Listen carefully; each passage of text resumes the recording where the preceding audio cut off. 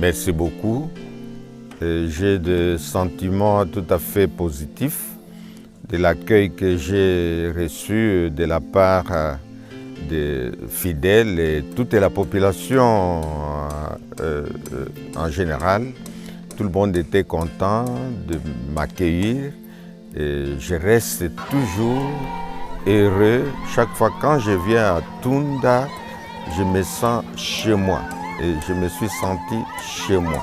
Jusqu'à présent, je suis toujours chez moi. Lèvons-nous et bâtissons. C'est-à-dire, nous devons nous lever, nous devons être debout pour bâtir cette église de Jésus-Christ. Et ici à Tunda, c'est depuis 1922 que les tout premiers missionnaires sont arrivés pour venir construire ce que nous avons ici comme édifice. Nous avons un grand hôpital qui a servi presque toute la sous-région de l'Afrique dans le temps. Parce qu'il y avait des gens qui venaient de la Tanzanie, du Rwanda-Burundi, du Congo-Brazzaville et des autres pays pour se faire soigner ici à Tunda. Nous avons beaucoup d'Indiens qui étaient nés ici. La vieille maison qui est à ma droite, c'est là où était le gîte qui abritait les Indiens qui venaient ici. Et vous voyez, depuis 1922, alors nous avons dit, lèvons-nous et bâtissons. Nous avons vu que non, il faut faire quelque chose de neuf. C'est pourquoi, avec l'aide de Dieu, avec les concours de tout le monde, nous avons pu obtenir les fonds pour venir construire ce que nous sommes en train de voir ici. C'est pour le développement de toute la contrée, pas seulement pour la mission Tunda, ou bien le village du Congo, le village Wenga, Diefu, Lunga ou ailleurs, mais c'est pour toute la province, c'est pour tous les pays, parce que les gens qui viendront se faire soigner ici, ce sont les nationaux, les enfants de ces pays, les Congo. Et nous sommes à Tunda maintenant, nous sommes venus visiter ce qui est en train d'être fait. Nous avons vu depuis Kindu, quand nous avons quitté Kindu, tout au long de notre parcours, nous avons vu presque partout, il y a des nouvelles constructions. Nous construisons des églises partout et nous sommes en train de le faire. Nous avons laissé les tôles quelque part à Enombe, nous avons laissé les tôles à Kisanga, nous avons laissé les tôles et à Lunga, nous avons déposé les tôles hier. C'est ça la construction. Nous devons nous lever au lieu de rester tout simplement sans rien faire, au lieu de rester dans les discours creux qui n'ont pas d'importance, mais nous avons dit, nous devons nous lever et travailler. Cet hôpital qui va aider toute la contrée, le territoire de Kibombo a 5 chefferies.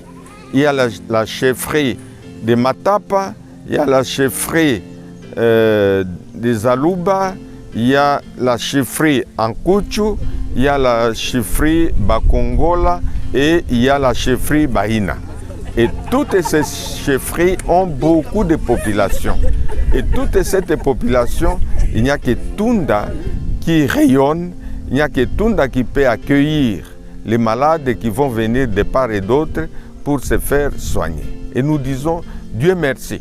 Quand j'ai visité hier l'ancien hôpital, j'ai vu qu'il fallait que nous ayons quelque chose pareil ici. Et pas seulement ici, parce qu'après Tunda, nous irons à Ngomu, où nous sommes en train de construire un hôpital, parce que les gens risquent de dire, oh, peut-être c'est seulement dans son territoire. Mais Ngomu, c'est le territoire de Kasongo. Nous sommes en train de construire. Nous avons construit Osio. c'est dans la province orientale, je parle des anciennes configurations, et nous allons construire bientôt Opala. Nous sommes en train de construire presque partout, petit à petit. Dieu va nous aider pour que, à la longue, l'œuvre de Dieu puisse continuer et que tout le monde voit que nous avons fait quand même le travail pendant le temps que Dieu nous a accordé de travailler pour lui. Je ne peux pas tout terminer. Il y en a beaucoup. Tout récemment, le coordinateur qui est à ma gauche ici, je l'ai envoyé à Baraka pour aller amorcer les travaux d'un hôpital là-bas. C'est dans la province du Sud Kivu. Et il est venu directement de là. Le même jour, je lui ai dit, venez, nous devons aller à Tunda. Il n'a même pas fait quelques jours à Bukavu. Arrivé à Bukavu, directement, il est passé et nous sommes venus avec lui. Donc là aussi, nous sommes en train de construire. C'est déjà lancé, c'est au niveau de l'Into. Bientôt, ça sera fini et nous irons là pour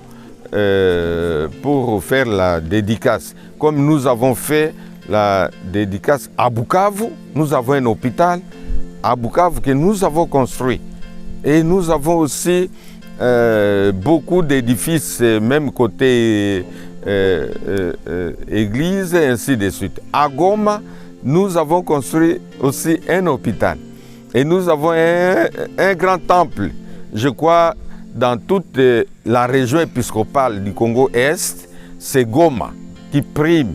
Il y a un grand temple moderne que nous avons construit là-bas. C'est toujours avec cet esprit-là de lèvons-nous et bâtissons. On dit, l'eau c'est la vie. On ne peut pas avoir tout un hôpital comme ça et compter sur les gens qui doivent aller à Ondowe. Je connais bien Ondowe parce que j'ai grandi ici. Les gens doivent aller à Ondowe avec les seaux attachés au dos pour venir déposer et pour venir approvisionner les malades ou bien nettoyer les salles ou bien laver. Non, il faut qu'il y ait l'eau sur place. C'est ainsi que nous avons fait les puits modernes. Ce n'est pas comme le système archaïque. Nous avons fait les puits modernes. On creuse, on dépose une machine là-dedans. Et cette machine fonctionne en fonction des accumulateurs. Il y a le panneau qui, par exemple, maintenant, il y a le soleil qui s'élève. Bientôt, ça va donner. Et quand on va renforcer avec les batteries, ça va encore donner beaucoup plus pour que les mamans qui sont là, les papas, les enfants puissent trouver facilement de l'eau. Et cette eau-là sera à la portée de tout le monde qui viendra ici à l'hôpital. Mais l'église, c'est une église qui doit faire l'évangélisation globale. Nous sommes dans l'évangélisation mondiale. Donc, on fait ça dans ce que nous appelons évangélisme social. Même si nous prenons nos Bibles pour prêcher, pour donner la parole de Dieu aux non-croyants ou bien aux malades, mais nous devons aussi voir les problèmes sanitaires. Nous devons voir les problèmes éducationnels. Nous devons aussi voir tout ce qui concerne la vie, même les champs. Vous savez que nous avons envoyé les semences ici pour qu'on puisse faire des champs afin de donner la possibilité à la population de manger. Ce n'est pas seulement ici à Tunda, mais nous le faisons presque dans toute la région. La région épiscopale. Nous faisons ça, c'est pour donner à la population la possibilité. Donc l'église, quand on parle de l'église, ce n'est pas seulement les pasteurs qui prennent des Bibles pour aller prêcher. J'ai mes pasteurs, moi-même je suis pasteur. C'est notre travail. Nous prenons des Bibles, nous prêchons, mais on prêche aussi avec ce que nous appelons évangélisme social. Il faut voir le social de la population. Est-ce que la population vit bien? Est-ce que la population est en train de bénéficier de ce que les autres bénéficient? Parce que nous ne devons pas rester comme les gens de 1922, mais nous devons moderniser les choses. Raison pour laquelle vous voyez ces édifices qui sont ici. Bientôt vous verrez les matériels qui vont venir et les matériels qui viendront. Nous n'aurons pas de gendarmes, nous n'aurons pas de policiers, nous n'aurons pas de militaires pour monter la garde. Nous disons que c'est la population elle-même qui doit être jalouse. La population doit dire ça c'est pour nous.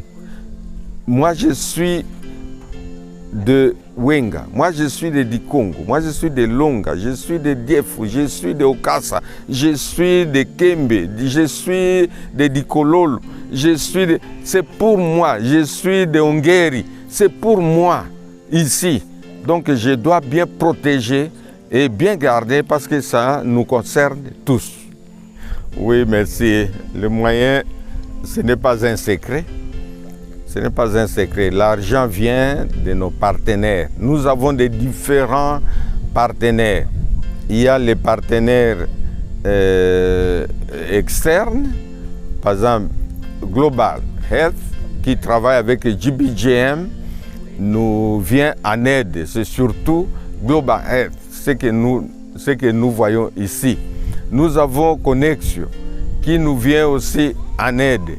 Et nous avons même des partenaires nationaux, entre autres la Fondation Tunda qui nous vient en aide, médicaments, on donne des matelas. Il y a même des donateurs privés qui le font aussi.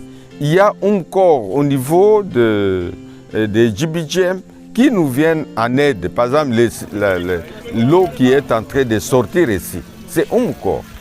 C'est un corps. Et nous le faisons comme ça, c'est pour que tout le monde puisse voir que l'Église ne croise pas les bras. L'Église, c'est un partenaire privilégié de l'État.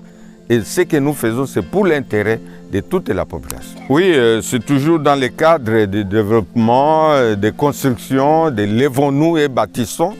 Et nous quittons ici directement Kibombo. Kibombo vient après Tunda et Kindu, c'est Kibombo.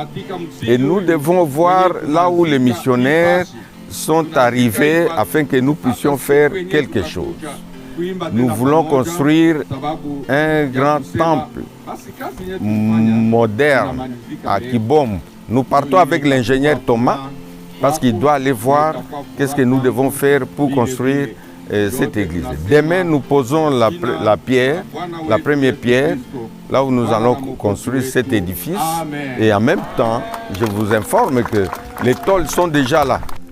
Les tôles sont déjà sur place. Nous avons envoyé plus de 300, je crois que c'est 350 tôles qui sont à Kibombo. Et je ne pense pas qu'il y a une église qu'on a construite avec 350 tôles. Même Tokoloté. Tokoloté, c'est moi qui ai construit. Tokoloté, ce n'était pas plus de 200 tôles. Mais là, à Kibombo, nous avons 350. Donc ça sera une église qui fera quand même l'histoire de l'église des méthodistes dans le territoire de Kibombo. Merci beaucoup. Ça, c'est connu de tous aussi. C'est une maladie qui tue sans blague.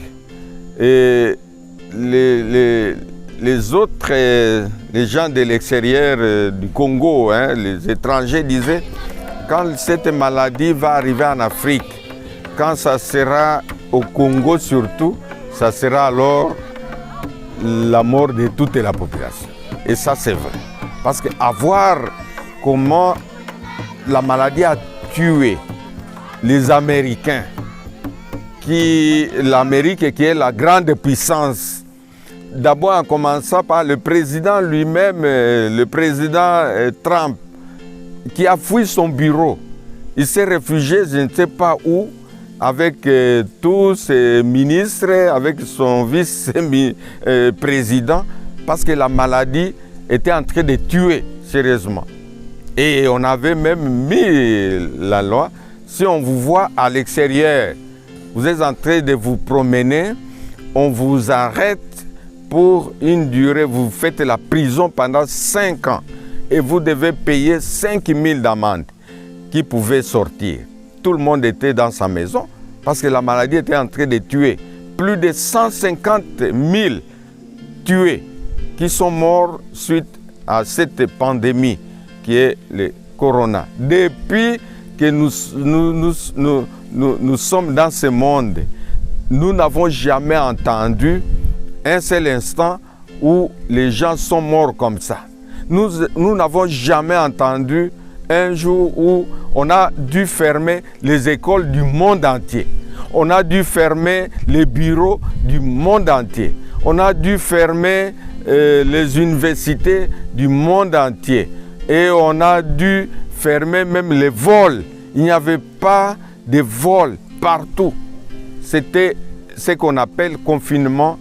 C'était un nouveau terme que nous écoutons tous, mais ce n'était pas seulement confinement au Congo. Le confinement, c'est partout au monde. En Italie, on ne pouvait plus enterrer dans des tombes individuelles, mais on créait des fosses communes. Et c'est là où on allait avec des véhicules pour aller jeter les cadavres.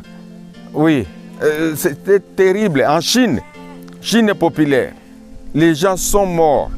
Mais nous disons, Dieu merci. Dieu nous aime et nous Congolais. Dieu nous aime et nous les gens du Maniema. Mais nous sommes bien, oui, mais nous devons savoir que c'est par l'amour de Dieu. C'est une grâce que nous avons. Et nous devons nous protéger. Nous devons nous protéger. Même là, je suis en train de commettre une erreur. Je ne pouvais pas parler sans avoir le masque. Il faut porter le masque. Il ne faut pas serrer la main à qui que ce soit. Il ne faut pas saluer quelqu'un comme ça en serrant la main. Il ne faut pas tousser publiquement comme ça, mais on tousse dans son coude. Et puis, il faut aussi laver les mains, ça je l'ai déjà dit, mais autant de restrictions qu'on nous demande de faire pour éviter cette maladie. C'est une maladie grave, c'est une maladie qui tue sans blague. Quand ça arrive quelque part, il faut dire, bon, où est-ce que nous aurons les médicaments? Où est-ce que nous aurons les respirateurs?